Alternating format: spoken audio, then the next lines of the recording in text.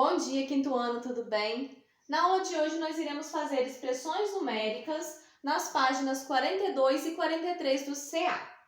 No exercício número 5, na página 42, nós temos essa quantidade de cédulas e moedas e na letra A vocês irão colocar a expressão numérica que representa essa situação e irão resolver o cálculo. E aqui na letra B, vocês irão colocar o resultado que deu aqui nessa resolução das expressões numéricas, da expressão numérica, na verdade, na letra A. Já no exercício número 6, temos uma situação um pouquinho diferente. Vamos ver. Leia o cálculo que a professora de matemática do quinto ano fez usando uma calculadora. Ela fez: multipliquei 12 por 9. Subtraí 8 do resultado, ou seja, do resultado dessa multiplicação. Depois, dividi o número que obtive por 4. Como resultado, encontrei 25. Observe como um aluno representou essa situação por meio de uma expressão numérica. Ele representou dessa forma. Esse aluno acertou a expressão por quê?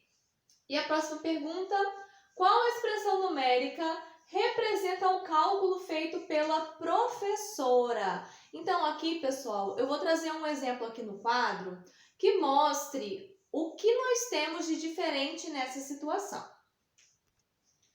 Vamos lá. Multipliquei 10 por 8. Subtraí 5 do resultado, depois dividi o número que obtive por 3. Como resultado, encontrei 25. Então, vamos lá. Multipliquei 10 por 8.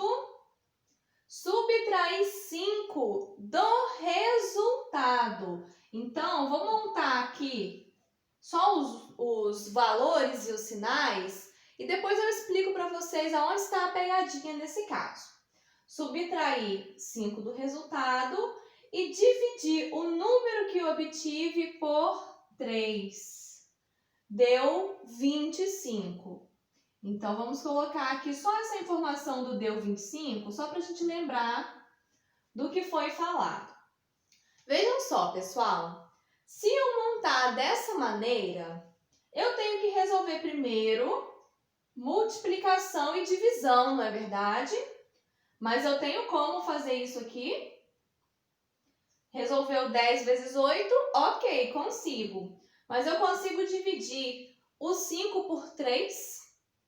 No final das contas, esse resultado não seria um valor inteiro, não seria um valor exato. Então, como daria um resultado exato aqui? Então, é aí que está a pegadinha. Veja só. Nesse caso, eu comecei multiplicando 10 por 8, ok. Mas eu subtraí 5 do resultado de 10 por 8. Ou seja, eu vou fazer uma subtração antes de fazer a divisão por 3. É aí que entra o parêntese. Vou colocar um aqui e um aqui. Por quê? Dessa forma, dentro do meu parênteses, eu tenho uma multiplicação e uma subtração. 10 vezes 8 é o que eu resolvo primeiro. Porém, aqui eu não vou ter eliminado os parênteses ainda, porque eu ainda vou ter o menos 5 para resolver. Então, eu abro esse parênteses novamente, resolvo 10 vezes 8, que vai dar 80, menos 5, que é o que eu tinha. E repito o dividido por 3. Veja só. Agora vai acontecer a situação que nós lemos aqui. Multipliquei 10 por 8, depois do resultado eu subtraí 5. Então, dessa forma está correto. E de tudo, ó, depois dividir o número que obtive, ou seja, o número que ela obteve nessa situação, por 3. Então, como eu tenho parênteses, eu resolvo primeiro a subtração, que vai dar 75. Dividido por 3, só pensar em moedas de 25. Para chegar em 75, eu preciso de 3. Então, vai ser igual justamente a 25, como está sendo falado no enunciado.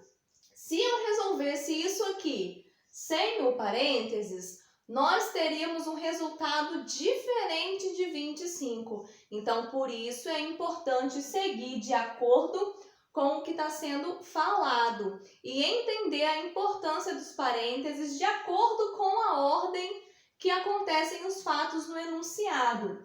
Multipliquei por 8 e subtraí 5 do resultado. Então, eu sei que essa operação de subtrair 5 tem que acontecer antes da divisão por 3. E se eu quero subtrair antes de dividir, eu preciso ter parênteses, ok?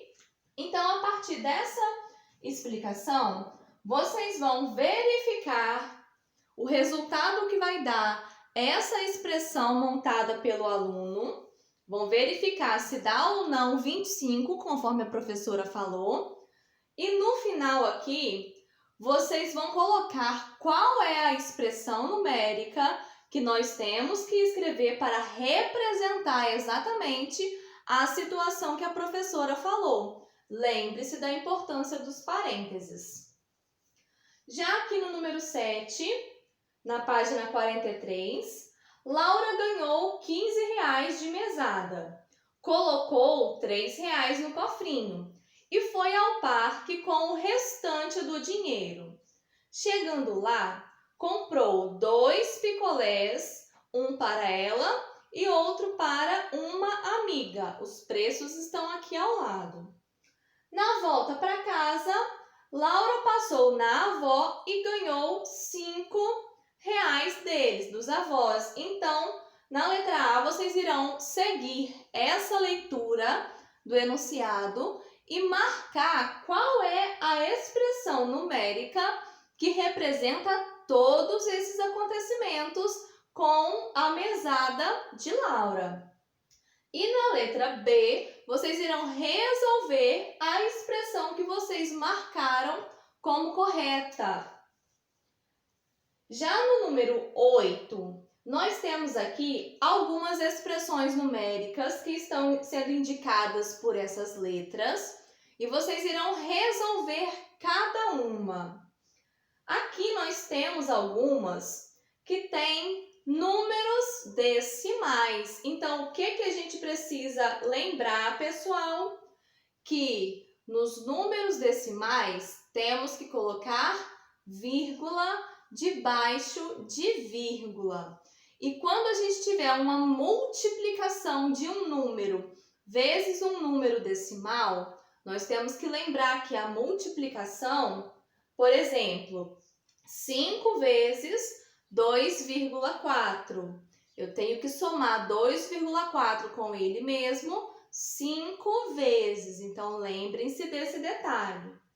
E no mais, vírgula, debaixo de vírgula, respeitando tanto as casas inteiras, né, unidade, dezena, tanto as casas decimais, décimos e centésimos. Após resolvida todas as expressões, vocês vão aqui embaixo colocar as letras de acordo com esses resultados. A expressão que der 0,5, eu vou aqui procurar qual é a letra dessa expressão que deu 0,5 e vou colocar a letra bem aqui embaixo. Que no final de tudo, nós iremos descobrir o nome do animal que tem 3 pálpebras. Então, com essas letras, nós vamos formar o nome de um animal. Um outro detalhe importante é que aqui embaixo nós temos 1, 2, 3, 4, 5, 6 resultados. Mas aqui nós temos 8 expressões. Então, tem 2 expressões que vão dar resultados diferentes desses, mas não tem problema. O que interessa é a letra da expressão que der cada um desses resultados para a gente formar a palavra. E assim a gente termina a nossa aula de hoje. Qualquer dúvida, estou à disposição. Beijos para vocês e até a próxima!